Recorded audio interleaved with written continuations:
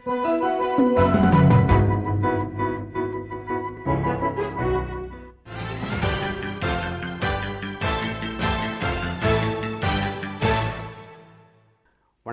நண்பர்களே. ஜெயா டிவியின் நேர்முகம் நிகழ்ச்சியில் உங்களை இன்று மீண்டும் சந்திப்பதில் மிகுந்த மகிழ்ச்சி. 2014-15 ஆண்டுக்கான மத்திய அரசின் வரவு செலவு திட்டம் பட்ஜெட் நாடாளுமன்றத்தில் சமர்ப்பிக்கப்பட்டிருக்கிறது. 10 ஆண்டுகள் ஆட்சி செய்த காங்கிரஸ் கூட்டணி அரசு. இந்த நிலை இனியும் தொடர்ந்தால் இந்திய பொருளாதாரத்திற்கு எதிர்காலம் இல்லை, வளர்ச்சி இல்லை, புதிய தலைமுறைக்கு வாய்ப்பு இல்லை என்ற நிலையில் விட்டு சென்ற ஒரு பொருளாதாரத்தை சீர்படுத்த வேண்டிய அடிப்படை பணி புதிய அரசுக்கு இருக்கிறது. எனவே பெரிய அளவிற்கு இந்த வரவு செலவு திட்டத்தில் எதிர்பார்ப்புகள் இருக்க முடியாது. மக்களின் எதிர்பார்ப்புகள் அனைத்தும் இந்த திட்டத்தால் நிறைவேற்றப்படுவதற்கு வாய்ப்பில்லை என்பதை எல்லோரும் உணர்ந்த சூழ்நிலையில்தான் இந்த வரவு செலவு திட்டம் அமல்படுத்தப்பட்டிருக்கிறது, நாடாளுமன்றத்தில் அளிக்கப்பட்டிருக்கிறது. ஆயினும் கூட இந்த வரவு செலவு திட்டம் வளர்ச்சியின் திறவுகோல் என்று வரவேற்கப்படுகிறது. இந்த வரவு செலவு திட்டத்தின் காரணமாக புதிய மாற்றங்களை பொருளாதாரத்தில் நாம் பார்க்க முடியும் என்ற நம்பிக்கை ஏற்பட்டிருப்பதாக பலரும் கூறுகிறார்கள். தமிழ்நாட்டிற்கு குறிப்பாக சிறப்பாக சில திட்டங்களை மத்திய அரசு இந்த வரவு செலவு திட்டத்தில் அறிவித்திருப்பதன் காரணமாக இந்த திட்டத்தை தமிழ்நாடு முதலமைச்சர், அனைத்திந்திய அண்ணா திராவிட முன்னேற்றக் கழக பொதுச் செயலாளர் செல்வி ஜெயலலிதா அவர்கள் வரவேற்றிருக்கிறார். இந்த திட்டத்தின் வழியாக பொருளாதாரம் மீட்சி பெற வேண்டும் என்ற தனது உள்ள கிடக்கையை வெளிப்படுத்தியிருக்கிறார்.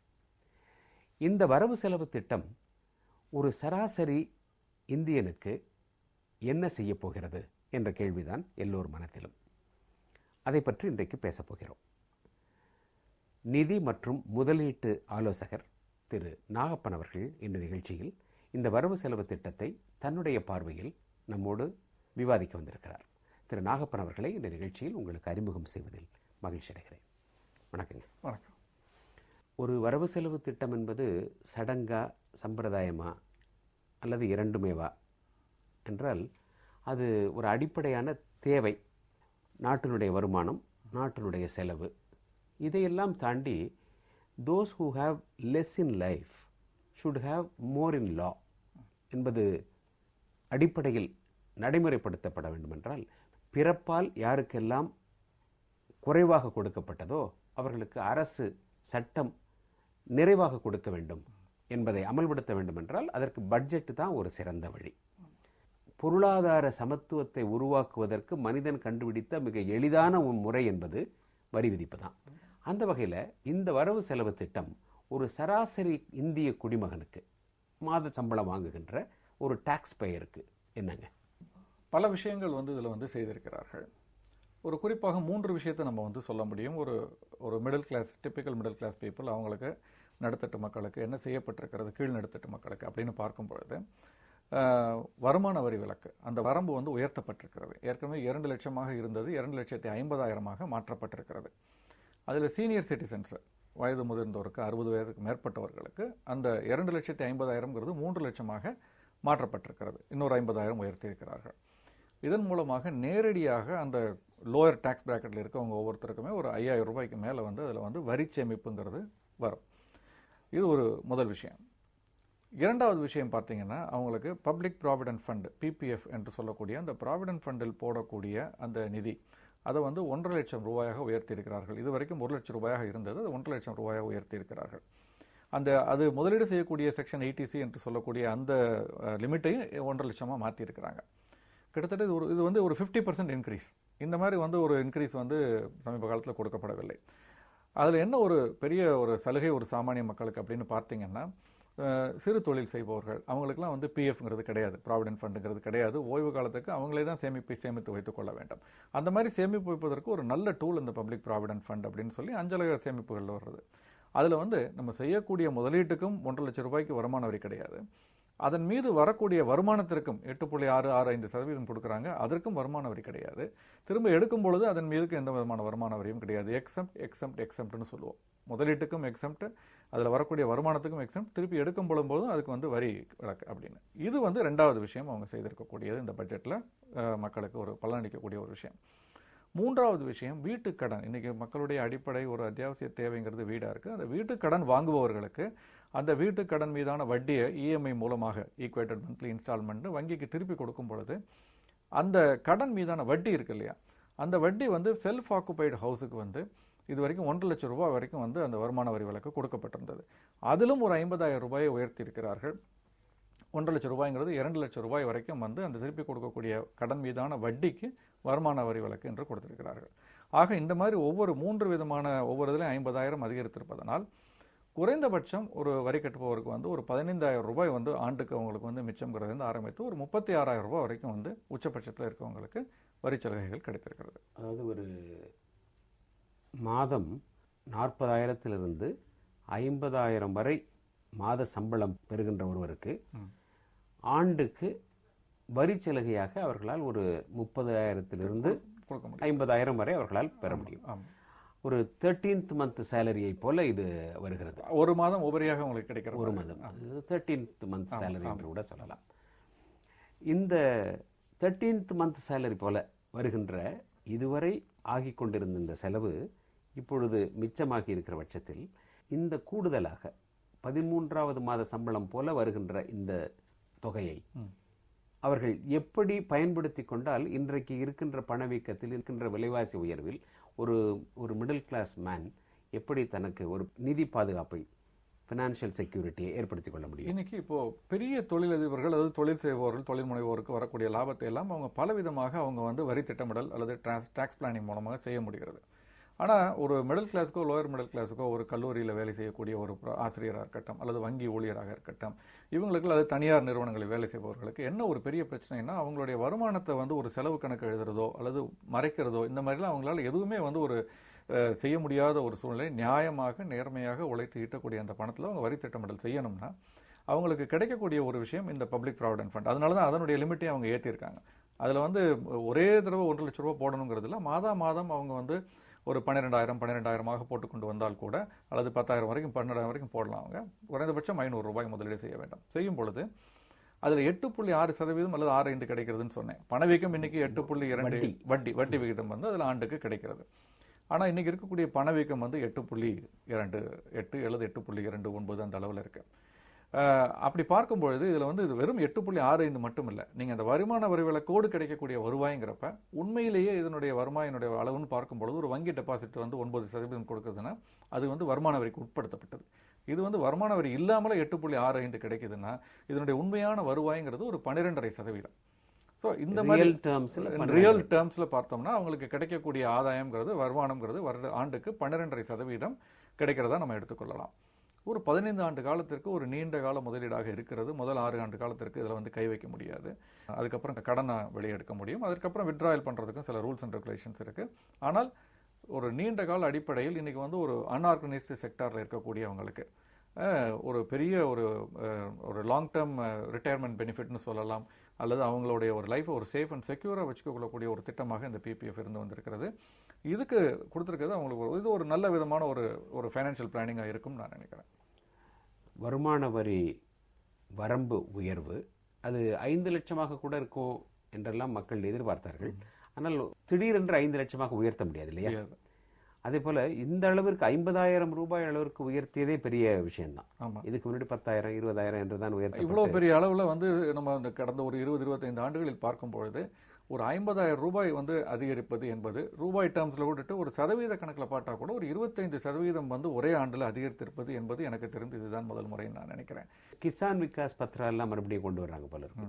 அதை எப்படி ஒரு மிடில் கிளாஸ்ல ஒரு சராசரி குடும்பத்தில் அதை எப்படி பயன்படுத்திக்கிறது? மிக எளிமையான ஒரு அன்பேங்க்டு செக்டார்னு ஒரு சொல்றாரு. மிக எளிமையாக கிராமப்புறங்கள் இருக்கக்கூடியவங்க அது பேரே கிசான் தானே விவசாயிகளுக்கான ஒரு முதலீட்டு திட்டம். இது பணத்தை கொண்டு போய் கொடுத்தோன்னா அதற்கான ஒரு சர்டிஃபிகேட்டை போஸ்ட் ஆஃபீஸில் கொடுத்துட்றாங்க. அந்த 6 ஆண்டு காலமோ 7 ஆண்டு காலமோ முடிந்த பிறகு திருப்பி கொடுக்கும்பொழுது உங்களுடைய பணம் 2 மடங்காகவோ அந்த வட்டிக்கு தகுந்த மாதிரி அப்ரிஷியேட் ஆகி வந்துடுது. இதில் மிகப்பெரிய அட்வான்டேஜ் 2 அட்வான்டேஜ். ஒன்று, ரொம்ப எளிமைப்படுத்தப்பட்ட ஒரு முதலீட்டு முறை இது. இப்போ இன்னைக்கு ஒரு பங்குச்சந்தையில் முதலீடு செய்யணும்னா ஒரு வங்கியில் கணக்கு வச்சிருக்கோம்னா கூட பேன் கார்டு இருக்கா அது இருக்கான்னு பல விஷயங்கள் கேட்கப்படுகிறது. அதெல்லாம் இல்லாமல் செய்யக்கூடிய ஒரு விஷயமாக இது இருக்கிறது. கிராம தான் அதை ரிவைவ் பண்றாங்க. அதனால தான் அதை ரிவைவ் பண்றாங்க. இரண்டாவது என்னன்னா, ஒரு நீண்ட கால ஒரு இதுல வந்து ஒரு முதலீட்டு அப்படின்னு பார்க்கும் பொழுது தன்னுடைய குழந்தைகளுக்கு அல்லது பேரப்பிள்ளைகளுக்கு ஒரு கிஃப்ட் கொடுக்கணும்னா கூட இன்னைக்கு வந்து இந்த மாதிரி முதலீட்டு திட்டங்கள் மிக குறைவாக இருக்கிறது. எல்லாத்துக்குமே பல ரெக்குயர்மெண்ட்ஸ் இருக்கு. இது வந்து நீங்க ஒரு பணத்தை வந்து ஒரு குழந்தை பிறந்த உடனே நீங்க அந்த பணத்தை கொண்டு போய் முதலீடு செய்தீர்களானால் அது ஒரு 10 வயசு ஆகல அல்லது கல்லூரிக்கு செல்லும் பொழுது ஒரு சப்ஸ்டான்ஷியல் அமௌண்ட் வருவதற்கான வாய்ப்புகளையும் ஒரு எளிமையான முறையில் இது ஏற்படுத்தி கொடுக்கிறது. ஒரு கீழ்த்தட்டு மக்களுக்கு, கீழ்நடுத்தட்டு மக்களுக்கான ஒரு முதலீடாக இருக்கிறது. எனவே உங்களுடைய பார்வையில் ஒரு நிதி முதலீட்டு ஆலோசகர் என்ற முறையில் இந்த பட்ஜெட் என்பது நிச்சயமாக ஒரு சராசரி இந்திய குடும்பத்திற்கு நேரடியாக ஒரு தொகையை கூடுதலாக அவர்கள் கையில் வைக்கின்ற ஒரு வரவு செலவு திட்டம் தான் பார்க்குறீங்க. டிஸ்போசபிள் சர்ப்ளஸ் எக்ஸ்ட்ராவா அவங்கள்ட்ட இப்போ இருக்கு அப்படின்னு தான் நான் நினைக்கிறேன். த்ரூ திஸ் நிச்சயமாக இந்த பட்ஜெட்டின் மூலமாக அடுத்த ஆண்டிலிருந்து இந்த டிஸ்போசபிள் சர்ப்ளஸ் இருக்கும்.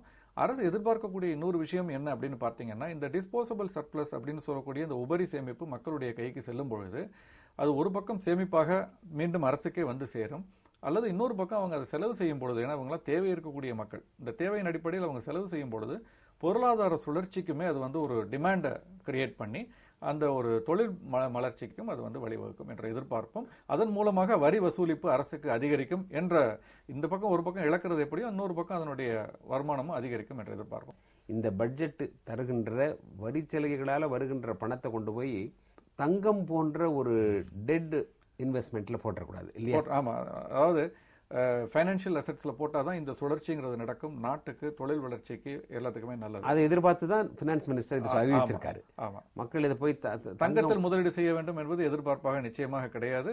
அது நல்ல ஒரு விஷயமும் இல்லைன்னு தான் நான் நினைக்கிறேன். ஃபினான்ஸ் மினிஸ்டருடைய மனசுல இருந்தது என்னன்னா, மக்கள் இந்த பணத்தை தங்களுடைய சேமிப்புக்கு பயன்படுத்திக் கொள்வார்கள், பிரதானமாக சேமிப்புக்கு பயன்படுத்திக் கொள்ள வேண்டும்.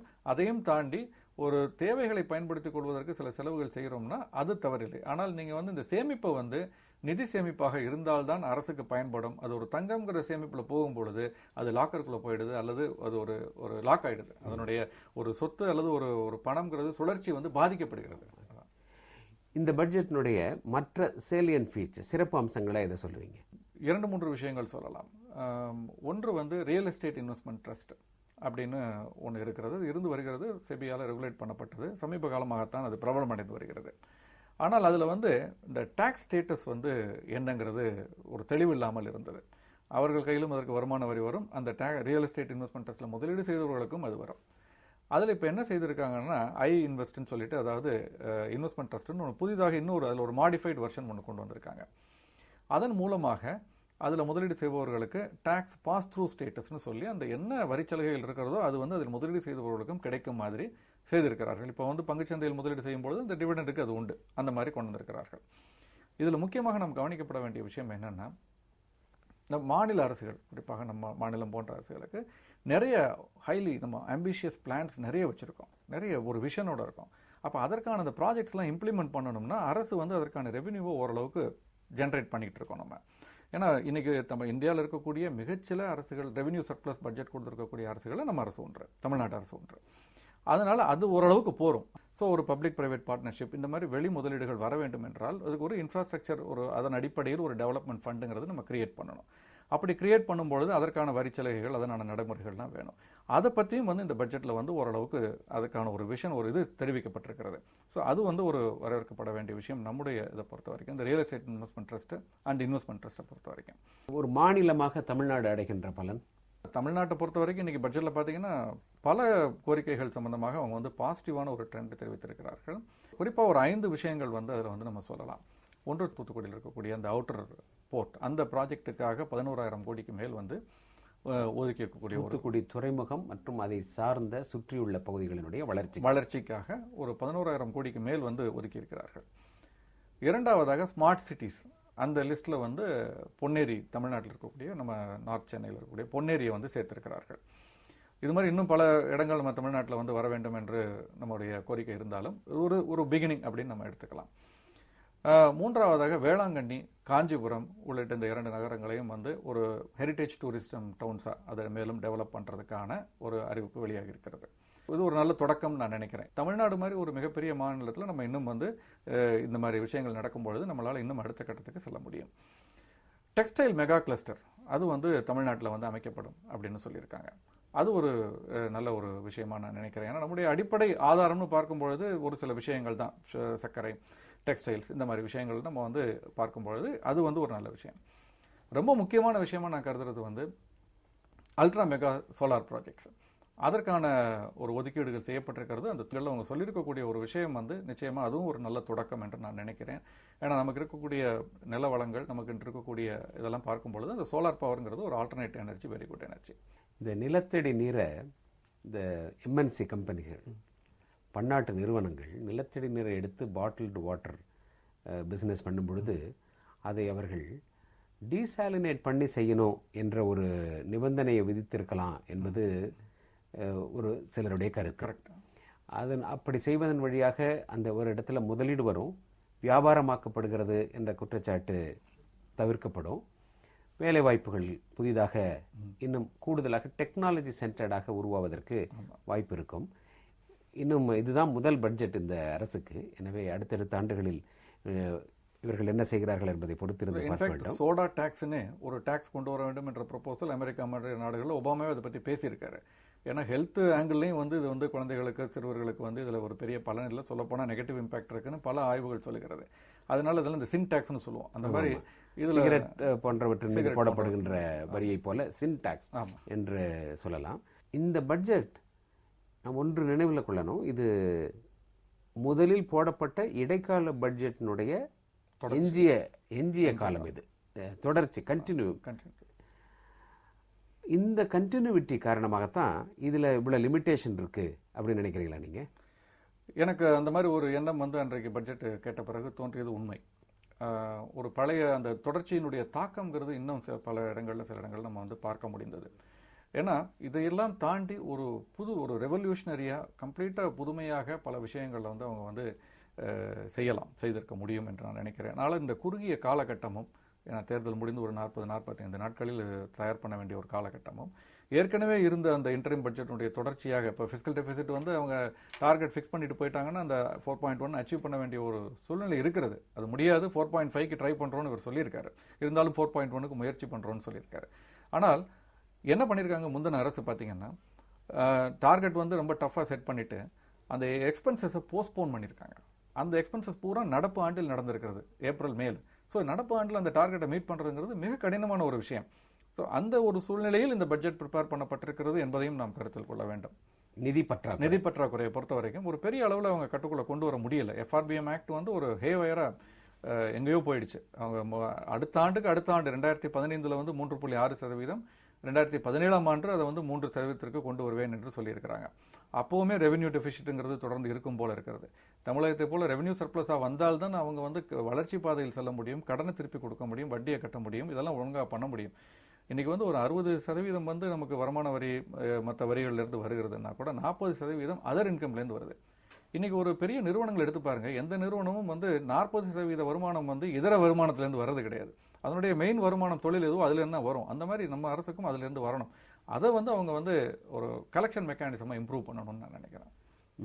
டாக்ஸ் கலெக்ஷன், ஆமாம், இதை வந்து இன்னும் வைடன் பண்ணணுங்கிறத விட, இன்னும் இன்க்ரீஸ் பண்ணணுங்கிறத, புதிதாக வரிகள் விதிப்பது, அதிகமாக வரிகளை கூட்டுவதுங்கிறத விட இருக்க இந்த இதை வந்து எஃபிஷியண்ட்டாக, இன்னும் லீன் அண்ட் மீன், அந்த மாதிரி ஒரு மாற்றுறது தான் வந்து ஒரு சிறப்பானதாக இருக்க முடியும். அதே போல் இந்த வரவு செலவு திட்டத்தில் நிதியமைச்சர் சொல்கிறாரு, ஒரு ஏறத்தாழ 5 லட்சம் கோடி ரூபாய் டிஸ்பியூட் இருக்கிறது, தர வேண்டுமா வேண்டியதில்லையா என்று வரி செலுத்துவோருக்கும் அரசுக்கும் இடையே நீதிமன்ற வழக்குகளாக இருக்கின்றன. 5 லட்சம் கோடி ரூபாய் அளவுக்கு இருக்கிறது என்று சொல்கிறார். 5 லட்சம் கோடி ரூபாய் அளவிற்கு என்றால் அதில் ஒரு 70% கலெக்ட் ஆனாலே இவருக்கு மிகப்பெரிய உதவியாக இருந்திருக்கும். அந்த 5 லட்சம் கோடி ரூபாய் அளவிற்கு இதை இவர்கள் கட்ட வேண்டுமா வேண்டியதில்லையா என்பது குறித்த கேள்வியில் தொக்கி நிற்கின்ற அந்த 5 லட்சம் கோடி ரூபாயை இவர் வசூலிப்பதற்கான நடவடிக்கைகளை இன்னும் கொஞ்சம் பேசியிருக்கலாமோ? பட்ஜெட் மட்டும் ஒரு எண்ணுன்னு நான் நினைக்கல, அது மட்டும் ஒரு முடிவல்ல. கடந்த ஒரு 10-15 ஆண்டுகளமாக பார்க்கும்பொழுது பட்ஜெட்டுங்கிறது வந்து ஒரு பல ஆண்டுகளுக்கு, ஒரு 20 ஆண்டுகளுக்கு, 30 ஆண்டுகளுக்கு முன்பு இருந்தது மாதிரி ஒரு கொள்கை அறிவிப்புக்கான ஒரு தளமாக அமையாமல், பட்ஜெட்டுங்கிறது ஒரு வரவு செலவு கணக்கு. அதை தாண்டி அதற்கு பிறகும் அல்லது அதற்கு முன்னரும் கூட பல விஷயங்கள் நடக்கிறது என்பதை நாம் பார்த்து வந்திருக்கிறோம். இந்த ரயில்வே பட்ஜெட் வரும்பொழுது எந்த விதமான ஒரு கட்டணத்தில் மாறுதல்களே கிடையாது. ஆனால் ரயில்வே பட்ஜெட் வருவதற்கு முன்னமே அதெல்லாம் நிகழ்ந்து விட்டது.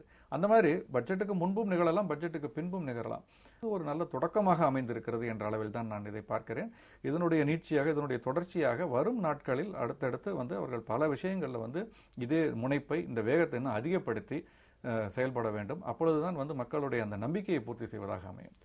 இன்றைய இந்தியாவுடைய மிகப்பெரிய சவால் என்பது வளர்ந்து வரும் புதிய தலைமுறைக்கு, இளைய தலைமுறைக்கு அவர்களுடைய தகுதிக்கும் திறமைக்கும் எதிர்பார்ப்புகளுக்கும் ஏற்ற ஒரு வேலையை தருவது என்பது.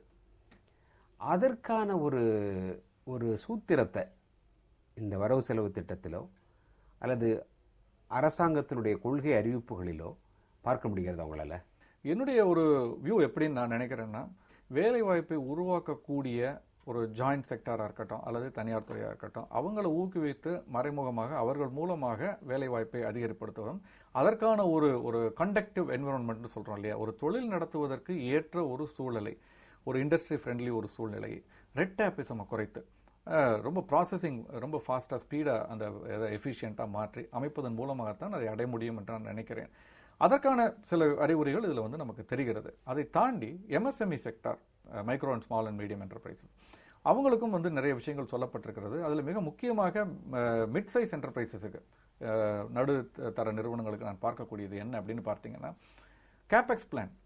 மிகப்பெரிய நிறுவனங்களுக்கு மட்டுமே சென்ற ஆண்டு வரைக்கும் ஒரு சலுகை, இன்வெஸ்ட்மெண்ட் அலவன்ஸ்னு ஒன்று கிடைக்கக்கூடியதாக இருந்தது. ஒரு ஆண்டில் 100 கோடி ரூபாய்க்கு மேல் பிளான்ட் அண்ட் மிஷினரியில் முதலீடு செய்பவர்களுக்கு 15% இன்வெஸ்ட்மெண்ட் அலவன்ஸ்னு சொல்லி ஒரு சலுகை கொடுக்கப்பட்டிருந்தது. அந்த சலுகையை 100 கோடிங்கிறது ரொம்ப பெரிய நிறுவனங்கள் செய்ய முடியும். அதை தவிர்த்து மிகச்சிறிய நிறுவனங்கள், நடுத்தர நிறுவனங்கள் வரும், அவங்களும் பலனடையும் வகையில் அதை குறைத்திருக்கிறார்கள். அந்த threshold limit has been brought down to 25 crores. இப்போ 25 கோடி ரூபாய்க்கு மேல் முதலீடு, பிளான்ட் அண்ட் மிஷினரியில் முதலீடு செய்யக்கூடிய ஒரு நிறுவனங்கள், அது ஒரு டெக்ஸ்டைல் நிறுவனம் இருக்கலாம், கிரானைட் நிறுவனமாக இருக்கலாம், எது வேணாலும் இருக்கலாம், அந்த நிறுவனங்களுக்கு இந்த வரி சலுகைங்கிறது இப்போ 15% உங்களுக்கு எக்ஸ்டெண்ட் பண்ணப்படும்னு சொல்லியிருக்காங்க. அதில் இன்னொரு விஷயம் சொல்லியிருக்காங்க, இதை கேரி ஃபார்வர்டும் பண்ண முடியும், அடுத்த ஆண்டுக்கும் இதை கொண்டு போக முடியும் அப்படின்னு 2017ஆம் ஆண்டு வரைக்கும் சொல்லியிருக்கிறார்கள். ஸோ இதன் மூலமாக வேலைவாய்ப்பு மட்டுமல்ல, ஒரு தொழில் சார்ந்த ஒரு சிறு முனைவோர், தொழில் முனைவோர், அவங்களுக்கும் ஒரு ஊக்கமளிக்கக்கூடிய வகையில் சில விஷயங்கள் செய்யப்பட்டிருக்கிறது. வரும் ஆண்டுகள் இந்த த்ரெஷோல்ட் இன்னும் குறைக்கப்பட்டாலும் குறைக்கப்படலாம். இந்த மகாத்மா காந்தி தேசிய ஊரக வேலைவாய்ப்பு திட்டம், இந்த 100 நாள் வேலைவாய்ப்பு திட்டம் என்று பரவலாக பேசப்படுகின்ற மன்ரேகா திட்டம் கிராமப்புற இந்தியாவில் வறுமையை ஒழித்ததாக ஒரு கருத்து உண்டு. அதன் விளைவாக கிராமப்புறங்களில் சின்ன சின்ன கடைகள் உண்டாயின, வறுமை கணிசமாக கட்டுப்படுத்தப்பட்டது என்ற கருத்து உண்டு. அதை இன்னும் தீவிரப்படுத்துவோம், மகாத்மா காந்தி தேசிய ஊரக வேலைவாய்ப்பு திட்டத்தை இன்னும் வலுப்படுத்துவோம், அதன் வழியாக அரசுக்கு சொத்துக்களை உருவாக்குவோம் என்று நிதியமைச்சர் கூறியிருக்கிறார். அதன் வழியாக என்ன சொத்துக்களை உருவாக்குனா நீங்கள் நினைக்கிறது போல வேலை வாய்ப்புகளை இன்னும் சென்சிபிளானதை, அதாவது அர்த்தமுடையதாக மாற்ற முடியும். இது சப்சிடியாக இருக்கட்டும், இந்த மாதிரி விஷயங்களாக இருக்கட்டும், ஒரு தற்காலிகமாக கீழ் இருப்பவர்களை மேல் எடுத்து விடுவதற்கான ஒரு முயற்சியாக இது அமையலாம். ஆனால் நிரந்தரமான ஒரு தீர்வாக இது அமைய முடியாது. நிரந்தரமான தீர்வுங்கிறது எப்போ இருக்க முடியும்னா, அவங்க சொந்த காலில் தானாக நிற்கக்கூடிய ஒரு சூழ்நிலைக்கு அவர்களை கொண்டு வர வேண்டும், அவர்கள் வர வேண்டும். அந்த மாதிரி வருவதற்கு இந்த மாதிரி இது ரெவென்யூ எக்ஸ்பென்ஸ் இப்போ பண்ணிட்டு இருக்குது. அப்போ இன்ஃப்ராஸ்ட்ரக்சரை கிரியேட் பண்ணால் அந்த இன்ஃப்ராஸ்ட்ரக்சரை அவங்கள மேனேஜ் பண்ண சொல்கிறது, அதன் மூலமாக பல விஷயங்களை செய்ய முடியும். அதன் மூலமாகத்தான் அவங்க அதை செய்ய வேண்டும். ஒரு தீவிரமான விவாதமோ அதை எப்படி செய்ய போகிறோம் என்ற விஷனோ வியூவோ இந்த பட்ஜெட்டில் இல்லை.